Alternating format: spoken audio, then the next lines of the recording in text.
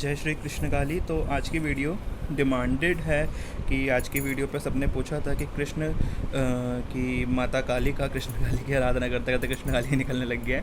तो माता काली की फ़ोटो का श्रृंगार कैसे होता है, तो फ़ोटो के श्रृंगार के लिए मैं आपको बताता हूँ। सबसे पहले आपको इस फ़ोटो को क्लीन कर लेना है। क्लीन करने के लिए आप गुलाब जल का यूज़ कीजिए थोड़ा, या फिर आप गंगा जल का भी यूज़ कर सकते हैं। तो इनको क्लीन करके दिखाता हूँ मैं।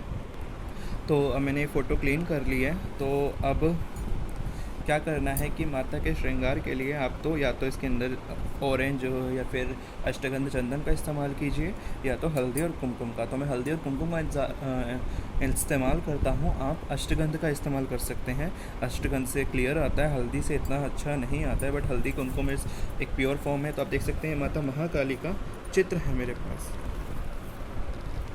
ये माता महाकाली का चित्र है मेरे पास, और पीछे से इस प्रकार से मैंने यहाँ पे 2 माला के लिए वो लगवा रखे हैं कीले। तो इसके लिए मैं क्या करूँगा कि सबसे पहले इनके पूजन के लिए आपको हल्दी और कुमकुम ले लेना है। कुमकुम इम्पॉर्टेंट है देवी पूजा में, कुमकुम। और अगर आप अष्टगंध भी इस्तेमाल कर रहे हैं तो उसके अंदर भी आपको कुमकुम का इस्तेमाल करना अति आवश्यक है। तो आप हल्दी के अंदर में यहाँ पर गुलाब जल मिक्स कर दिया है मैंने, देख सकते हैं आप। ये गुलाब जल है मेरे पास, मैंने इसके अंदर गुलाब जल मिक्स कर दिया है। तो सबसे पहले आपको माता के चरण की पूजा करनी है। चरण पूजा से ही पूजा प्रारंभ होती है, देख सकते हैं आप। आप यहीं अष्टगंध का इस्तेमाल करते हैं। अष्टगंध में दुर्गा देवी की फ़ोटो में ज़्यादा इस्तेमाल करता हूँ, क्योंकि उनकी फ़ोटो में ज़्यादा उभर कर आता है। बट माता महाकाली के लिए और माता लक्ष्मी के लिए मैं हल्दी का ही इस्तेमाल करना ज़्यादा बेटर समझता हूँ। तो आप देख सकते हैं मैंने यहाँ पे चरणों को 10 चरण है, तो माता के 10 चरणों को मैं कुमकुम हल्दी से आच्छादित कर देता हूँ।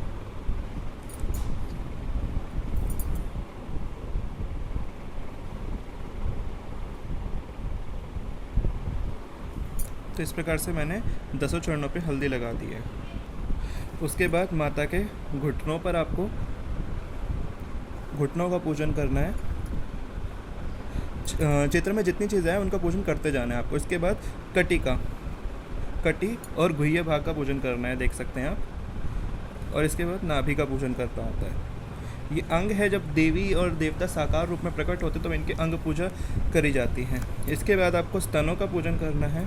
स्तनों के बाद कंठ का पूजन करना है। कंठ के बाद मुख का पूजन होता है, जो थोड़ी के पास हो जाता है। उसके अलावा त्रिनेत्र पूजन होता है, जो माथे की बिंदी मानी जाती हैं। जैसे यहाँ पे इनमें मैं त्रिनेत्र में नहीं लगाता हूँ, क्योंकि मैं सीधा त्रिनेत्र से नेत्र ढक जाते हैं, तो मैं सीधा मस्तक पर ही सिर का और मस्तक का दोनों का एक साथ ही पूजन कर देता हूँ, देख सकते हैं इस तरीके से। और ऐसे ही 10 शीश के साथ किया जाता है।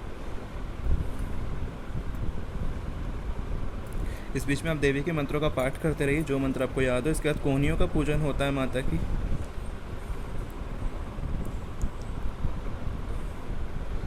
फिर हाथों का। हल्दी है तो वो परफेक्टली नहीं बैठती। मैं आपको दुर्गा देवी के चित्र की फ़ोटो का श्रृंगार करके दिखाऊंगा, वो थोड़ा अलग होता है, क्योंकि उसमें शेर का पूजन भी बीच में आ जाता है, और चित्र में भी कई सारी चीज़ें होती हैं, उनका पूजन करना भी अति आवश्यक होता है। जैसे कि आप देख सकते हैं मैंने काली देवी का हस्त पूजन तो कर दिया है।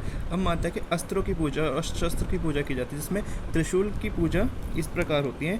उसके यहाँ पे तिलक किया जाता है, शंख के इस जगह पे तिलक होता है, खप्पर पे आप बीच में कर दीजिए, फरसे पे भी इस जगह किया जाता है। मैंने बर्ड का और ये जो दंड है इसमें भी इधर किया जाता है, परिक भी बोलते हैं इसे। ये धनुष और ये बाण, जहाँ जहाँ आपको लगे कि हाँ ज़रूरत है ज़्यादा, तो आप उस जगह ढंग से ला जाइए। गदा के बीच में होता है, सुदर्शन चक्र के भी बीच में, और माता के त्रिशूल के भी आप, और माता के मुकुट का भी पूजन। इस प्रकार से आप हल्दी से मैंने पूर्ण श्रृंगार कर दिया है। और जहाँ जहाँ आपको लगे कि हल्दी कम है, कुमकुम आपका गंध या फिर अक्षत वो कम है, गंध यानी चंदन कम है, आप वहाँ दोबारा कर सकते हैं।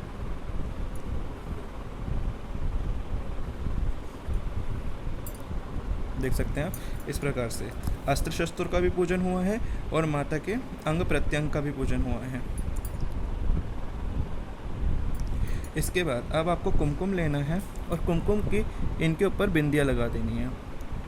जो जिस अंग की हमने पूजा करी थी उस अंग पर। ये जो पूजन है ये चरणों से प्रारंभ होगा, मस्तक पे जाएगा एक एक करते करते। थोड़ा रिफ्लेक्शन ज़्यादा आ रहा होगा कोस दिन का टाइम है और दिन के टाइम पे माता का जो ये रूम है इसमें बहुत रोशनी रहती है। इवन मेरा भी यही रूम है तो इसमें रोशनी काफ़ी रहती है, तो थोड़ा रिफ्लेक्शन ज़्यादा रहता है। कर्टन करने के बाद भी लाइट आ ही जाती है कहीं ना कहीं से। जो कोहनी का पूजन है वो ढंग से नहीं हो पाता है क्योंकि फिर बिल्कुल ही माता का श्रृंगार ढक जाता है, जो अच्छा नहीं लगता है। इसलिए मैं उस पर थोड़ा ही लगाता हूँ। बाकी आपके ऊपर डिपेंड करता है आपकी श्रद्धा कैसी है, आप किधर किधर ढंग से लगाना चाहते हैं, क्योंकि जो अंग सुंदर लगते हैं वहाँ मैं ज़्यादा अच्छे से करता हूँ।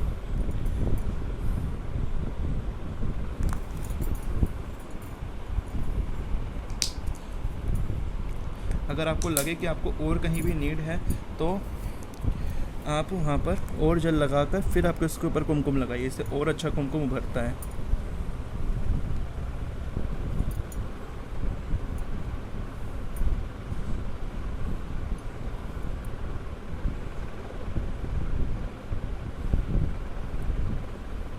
आप खाली कुमकुम से भी माता भगवती महाकाली का या फिर नॉर्मल काली देवी का पूजन कर सकते हैं।